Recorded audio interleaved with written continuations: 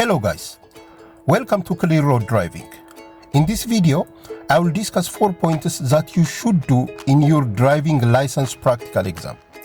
Those are important points that you should demonstrate in your practical exam in order to give your examiner the confidence that you are a safe driver. Please bear with me until the end of the video, and I am pretty sure that this will help you in your driver's license preparation journey. Please check also my previous video on roundabouts through the link that just popped up on the right top corner. Let's proceed to the points. Point number 1. Use your mirrors properly. Learner drivers think that they are only responsible to keep track of vehicles and other road users that are ahead of them. So they try to keep a safe distance from the car in front of them and strive not to hit other road users that are in front of them, like cyclists and pedestrians. As a result, 100% of their attention is occupied with what is ahead of them.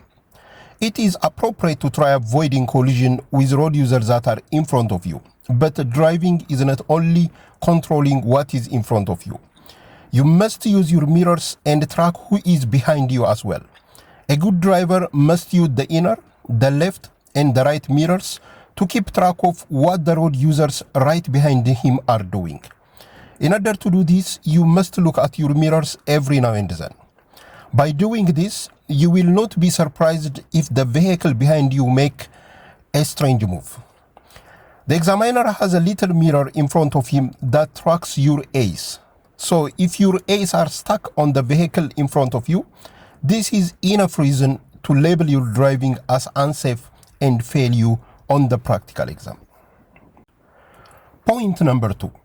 Check your blind spots properly. As mentioned in the first point, checking your mirrors is essential to demonstrate that you are controlling road users that are behind you. But mirrors will not help you to look everything around you.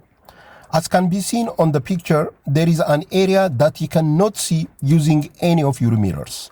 This area is called blind spot.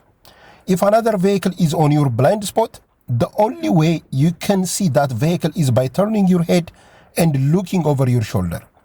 So, when you move from stationary position, change lanes, or exit from roundabouts, make sure that you checked your blind spot and confirm that it is safe to make the movement. If you have the habit of not checking your blind spot, there is a chance that you will try to change lane when vehicles are driving on your blind spot area on the lane that you are planning to move to, in which case the examiner will intervene to avoid the crash. But even if you don't face such incident on the practical exam, consistently not checking your blind spot is a good enough reason to label your driving as unsafe. Do you think the information so far is useful? If so, please subscribe to the YouTube channel and hit the like button. On the videos I posted previously, I see multiple people watching it, but only a tiny fraction of them has subscribed to the YouTube channel. Please subscribe to the channel now. Point number 3. Plan your driving. The reason that road signs and road markers are placed all over the place is so that drivers plan their movement ahead of time. Planning is a vital component of the driving exam that the examiner would like you to demonstrate. In order to successfully plan your drivings, you need to pay attention to road signs. If you properly plan your driving, you will have enough time to look around and make safe lane changes.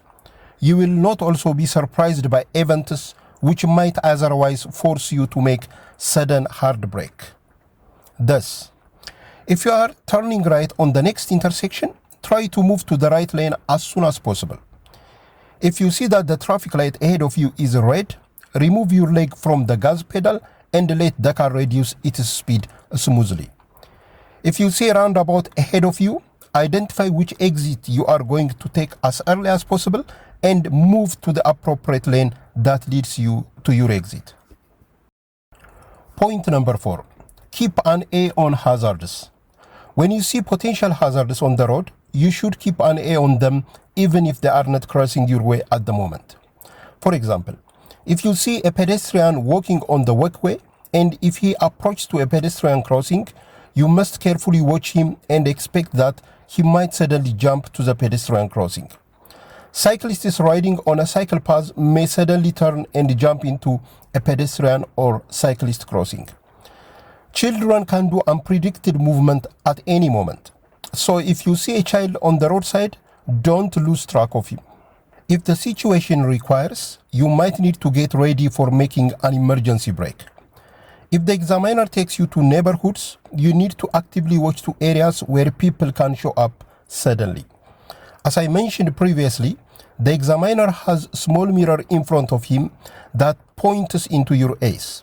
He can see where your eyes are looking just by watching at the mirror in front of him. So even if the examiner is not turning his head towards you, he is still tracking the movement of your eyes using his magical mirror in front of him. Thank you for watching. I hope you find something useful from this video. If you like this video, please subscribe to this YouTube channel and hit the like button.